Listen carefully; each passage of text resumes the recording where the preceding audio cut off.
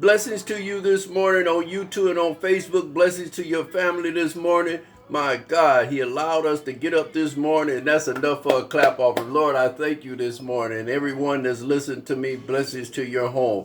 That comes from me to you, and hopefully God answered my prayers. My God. Well, listen, today we're going to talk about something that's very important.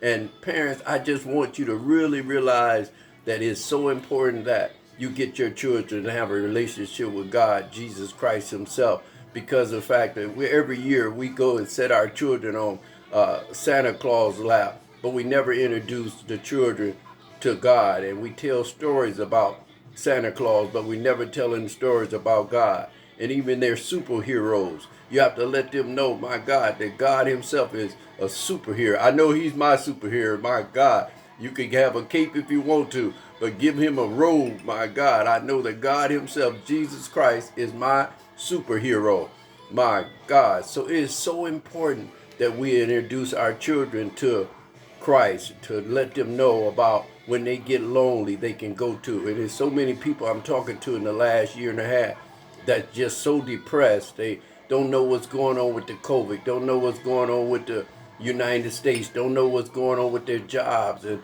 the economy is going, and people is getting depressed, can't go anywhere, and everywhere is everybody is scared and nervous about things happening. And we're in a time where we have to really watch and pray.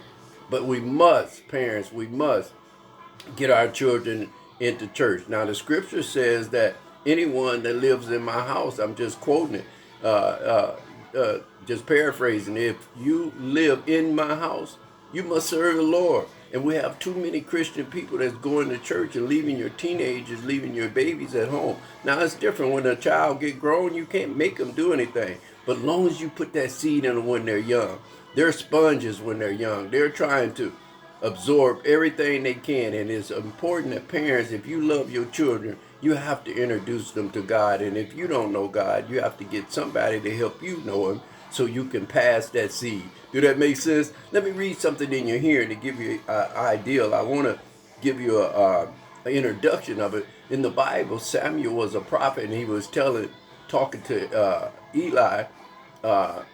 Samuel was a little boy, and God had called Samuel 3 times while he was sleeping. He went to his uncle, which was Eli, to ask him, did he call him? But it was not him calling him. It was God Himself calling Samuel to be a prophet. But the story goes on. The reason God got mad at Eli is because his sons was doing anything, and Eli didn't tell him nothing. He didn't restrain them from doing anything, and God punished him for that. So you have to be so careful, parents, when you don't let your children know anything about God. It put them in a church, put them in a church so they can know God. They can ask you questions about God. It just helps them when you get older. I know I prayed when I was on drugs. I prayed when I was on crack cocaine. I prayed when I was a drug dealer. My God, I prayed when I was out there womanizing.